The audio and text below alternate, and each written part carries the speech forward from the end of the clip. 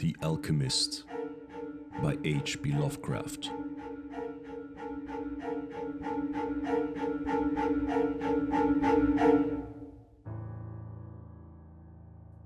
High up, crowning the grassy summit of a swelling mound whose sides are wooded near the base with the gnarled trees of the primeval forest, stands the old chateau of my ancestors. For centuries, its lofty battlements have frowned down upon the wild and rugged countryside about, serving as a home and stronghold for the proud house whose honored line is older even than the moss-grown castle walls. These ancient turrets, stained by the storms of generations and crumbling under the slow yet mighty pressure of time, formed in the ages of feudalism one of the most dreaded and formidable fortresses in all France. From its machicolated parapets and mountain battlements, barons, counts, and even kings have been defied, yet never had its spacious halls resounded to the footsteps of the invader. But since those glorious years, all is changed. A poverty but little above the level of dire want, together with a pride of name that forbids its alleviation by the pursuits of commercial life, have prevented the scions of our line from maintaining their estates in pristine splendor. And the falling stones of the walls, the overgrown vegetation in the parks, the dry and dusty moat, the ill-paved courtyards and toppling towers without, as well as the sagging floors, the worm-eaten wainscots, and the faded tapestries within, all tell a gloomy tale of fallen grandeur. As the ages passed, first one, then another of the four great turrets were left to ruin, until at last but a single tower housed the sadly reduced descendants of the once mighty lords of the estate. It was in one of the vast and gloomy chambers of this remaining tower that I, Antoine, last of the unhappy and accursed Comte de C, first saw the light of day, 90 long years ago. Within these walls, and amongst the dark and shadowy forests, the wild ravines and grottos of the hillside below, were spent the first years of my troubled life. My parents I never knew. My father had been killed at the age of 32, a month before I was born, by the fall of a stone somehow dislodged from one of the deserted parapets of the castle. And my mother having died at my birth, my care and education devolved solely upon one remaining servitor, an old and trusted man of considerable intelligence, whose name I remember as Pierre. I was an only child, and the lack of companionship which this fact entailed upon me was augmented by the strange care exercised by my aged guardian in excluding me from the society of the peasant children whose abodes were scattered here and there upon the plains that surround the base of the hill. At the time, Pierre said that this restriction was imposed upon me because my noble birth placed me above association with such plebeian company. Now I know that its real object was to keep from my ears the idle tales of the dread curse upon our line, that were nightly told and magnified by the simple tenantry as they conversed in hushed accents in the glow of their cottage hearths.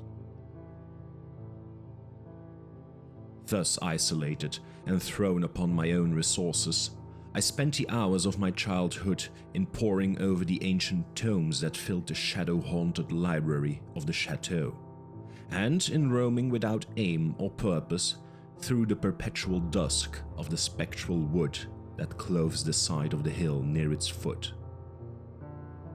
It was, perhaps, an effect of such surroundings that my mind early acquired a shade of melancholy. Those studies and pursuits which partake of the dark and occult in nature most strongly claimed my attention. Of my own race, I was permitted to learn singularly little, yet what small knowledge of it I was able to gain seemed to depress me much. Perhaps it was at first only the manifest reluctance of my old preceptor to discuss with me my paternal ancestry that gave rise to the terror which I ever felt at the mention of my great house. Yet, as I grew out of childhood, I was able to piece together disconnected fragments of discourse, let slip from the unwilling tongue which had begun to falter in approaching senility, that had a sort of relation to a certain circumstance which I had always deemed strange, but which now became dimly terrible. The circumstance to which I allude is the early age at which all the counts of my line had met their end.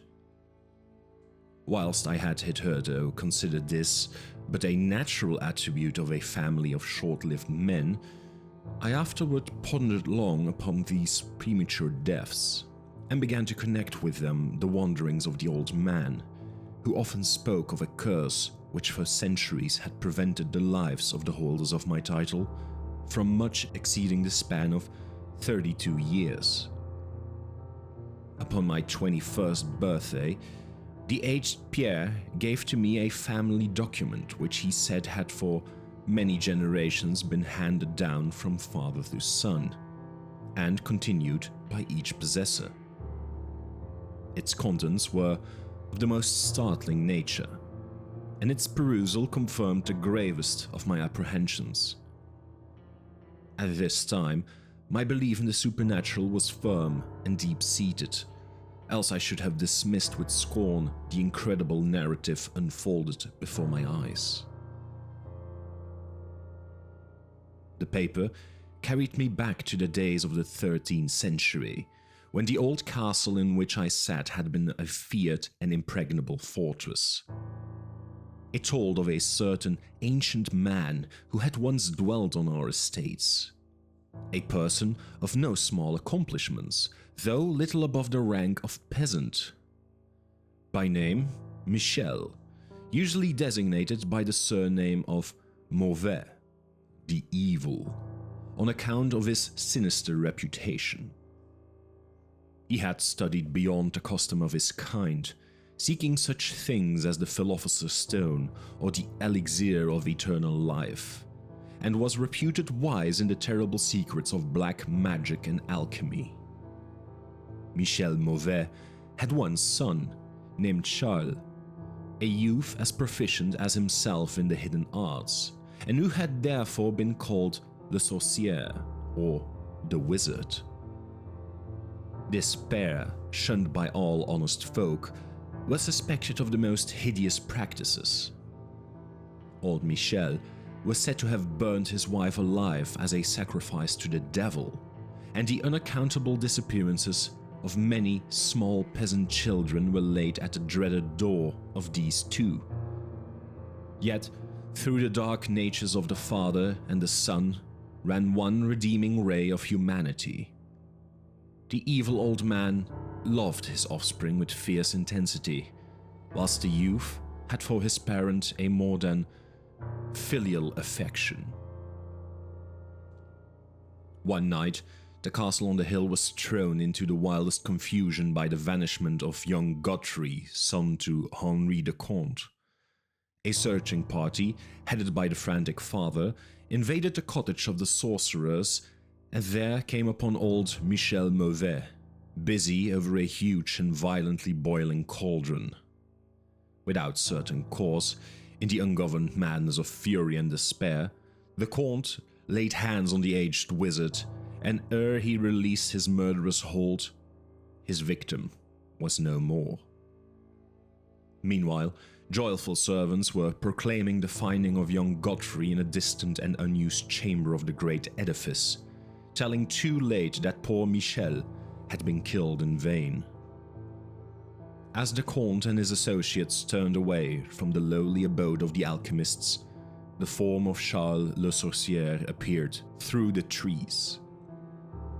The excited chatter of the menials standing about told him what had occurred, yet he seemed at first unmoved at his father's fate. Then, slowly advancing to meet the Count, he pronounced in dull yet terrible accents the curse that ever afterward haunted the House of C. "May never a noble of thy murderous line survive to reach a greater age than thine," spake he, when, suddenly leaping backwards into the black wood, he drew from his tunic a phial of colorless liquid, which he threw into the face of his father's slayer as he disappeared behind the inky curtain of the night.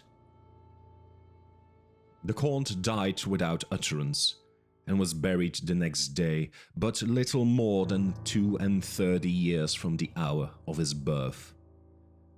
No trace of the assassin could be found, though relentless bands of peasants scoured the neighboring woods and the meadowland around the hill. Thus time and the want of a reminder dulled the memory of the curse in the minds of the late Count's family, so that when Godfrey, innocent cause of the whole tragedy and now bearing the title, was killed by an arrow whilst hunting, at the age of 32, there were no thoughts save those of grief at his demise. But when, years afterward, the next young Count, Robert by name, was found dead in a nearby field from no apparent cause, the peasants told in whispers that their seigneur had but lately passed his 32nd birthday when surprised by early death. Louis, son to Robert, was found drowned in the moat at the same fateful age, and thus down through the centuries ran the ominous chronicle. Henri, Robert's, Antoine's, and Armand's snatched from happy and virtuous lives when little below the age of their unfortunate ancestor at his murder.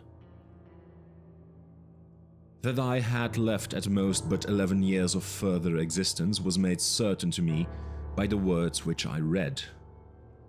My life, previously held at small value, now became dearer to me each day as I delved deeper and deeper into the mysteries of the hidden world of black magic.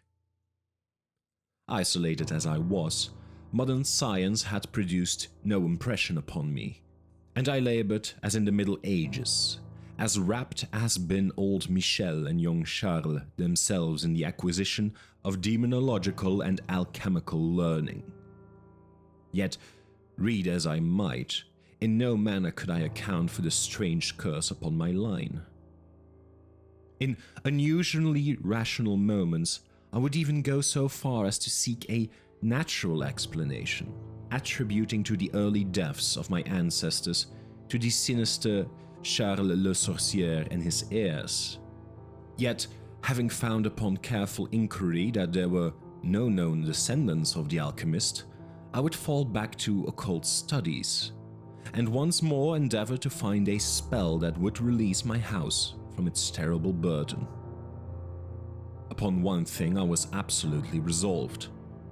I should never wed, for since no other branches of my family were in existence, I might thus end the curse with myself. As I drew near the age of 30, old Pierre was called to the land beyond. Alone, I buried him beneath the stone of the courtyard about which he had loved to wander in life. Thus was I left to ponder on myself as the only human creature within the great fortress, and in my utter solitude, my mind began to cease its vain protest against the impending doom, to become almost reconciled to the fate which so many of my ancestors had met. Much of my time was now occupied in the exploration of the ruined and abandoned halls and towers of the old chateau, which in youth fear had caused me to shun, and some of which, old Pierre had once told me, had not been trodden by human foot for over 4 centuries. Strange and awesome were many of the objects I encountered. Furniture, covered by the dust of ages and crumbling with the rot of long dampness, met my eyes.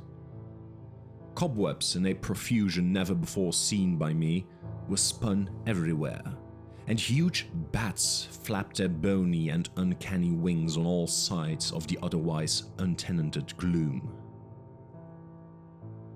Of my exact age, even down to days and hours, I kept a most careful record, for each movement of the pendulum of the massive clock in the library told of so much more of my doomed existence. At length, I approached that time which I had so long viewed with apprehension. Since most of my ancestors had been seized some little while before they reached the exact age of Comte Henri at his end, I was every moment on the watch for the coming of the unknown death. In what strange form the curse should overtake me, I knew not. But I was resolved, at least, that it should not find me a cowardly or a passive victim. With new vigor, I applied myself to my examination of the old chateau and its contents. It was upon one of the longest of all my excursions of discovering the deserted portion of the castle, less than a week before that fatal hour which I felt must mark the utmost limit of my stay on Earth, beyond which I could have not even the slightest hope of continuing to draw breath, that I came upon the culminating event of my whole life. I had spent the better part of the morning in climbing up and down half-ruined staircases in one of the most dilapidated of the ancient turrets. As the afternoon progressed, I sought the lower levels, descending into what appeared to be either a medieval place of confinement or a more recently excavated storehouse for gunpowder. As I slowly traversed the niter-encrusted passageway at the foot of the latest staircase, the paving became very damp, and soon I saw by the light of my flickering torch that a blank, water-stained wall impeded my journey. Turning to retrace my steps, my eye fell upon a small trapdoor with a ring, which lay directly beneath my feet.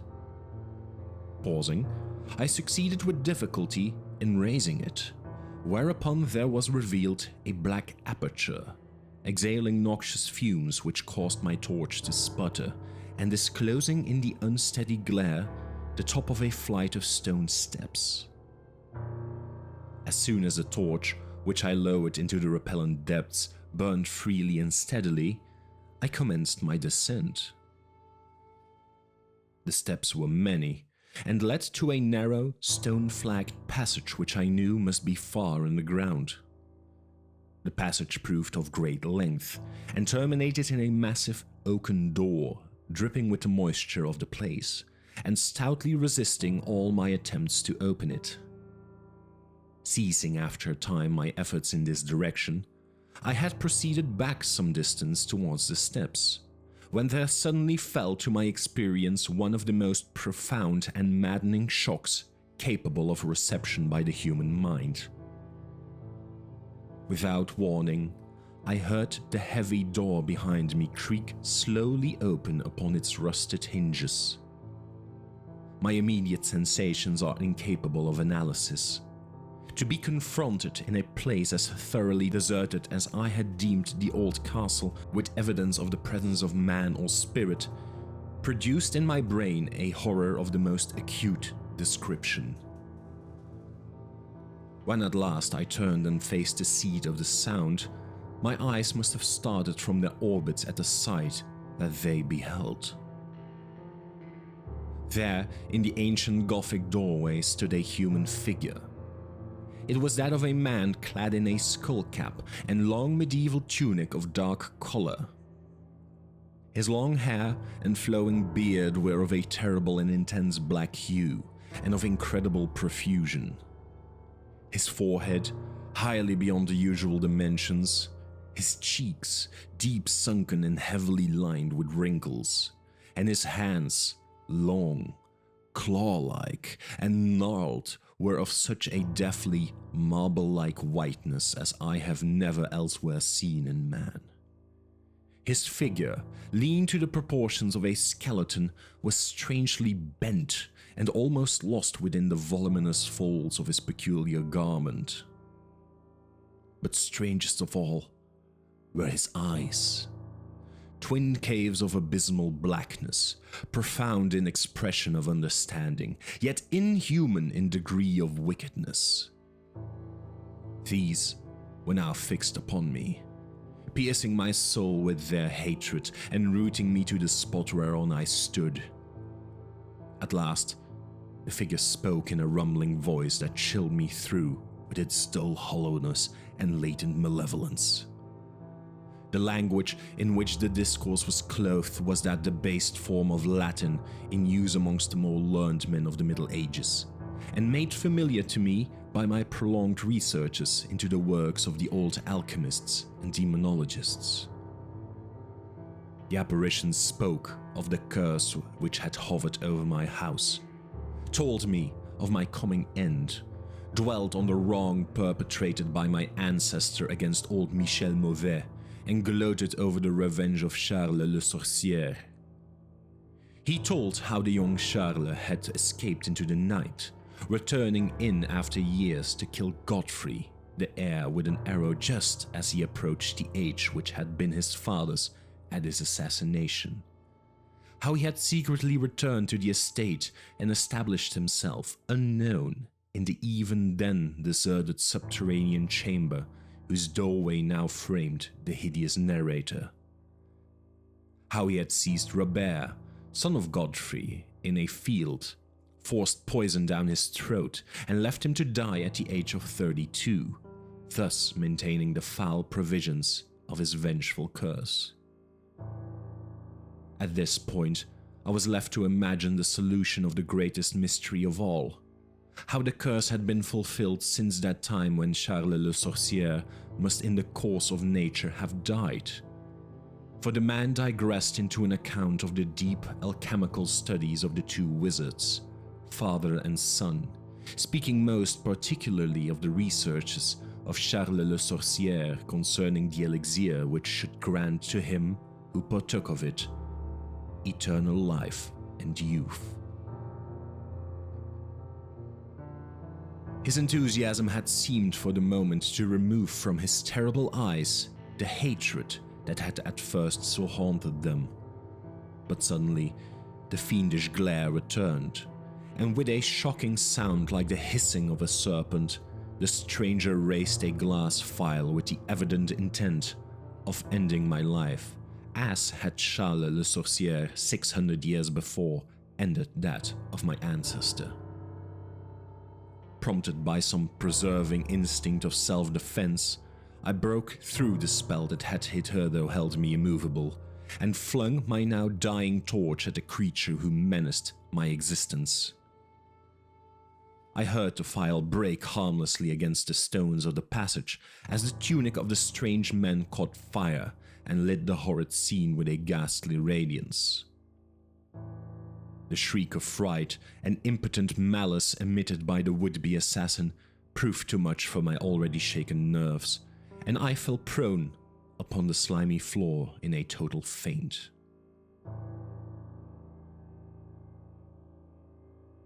When at last my senses returned, all was frightfully dark, and my mind, remembering what had occurred, shrank from the idea of beholding more. Yet, curiosity overmastered all. Who, I asked myself, was this man of evil, and how came he within the castle walls? Why should he seek to avenge the death of poor Michel Mauvais, and how had the curse been carried on through all the long centuries since the time of Charles le Sorcier? The dread of years was lifted from my shoulders, for I knew that he whom I had felled was the source of all my danger from the curse. And now that I was free, I burned with the desire to learn more of the sinister thing which had haunted my line for centuries, and made of my own youth one long-continued nightmare. Determined upon further exploration, I felt in my pockets for flint and steel, and lit the unused torch which I had with me. First of all, the new light revealed the distorted and blackened form of the mysterious stranger. The hideous eyes were now closed. Disliking the sight, I turned away and entered the chamber beyond the Gothic door. Here, I found what seemed much like an alchemist's laboratory. In one corner was an immense pile of a shining yellow metal that sparkled gorgeously in the light of the torch. It may have been gold, but I did not pause to examine it, for I was strangely affected by that which I had undergone. At the farther end of the apartment was an opening leading out into one of the many wild ravines of the dark hillside forest.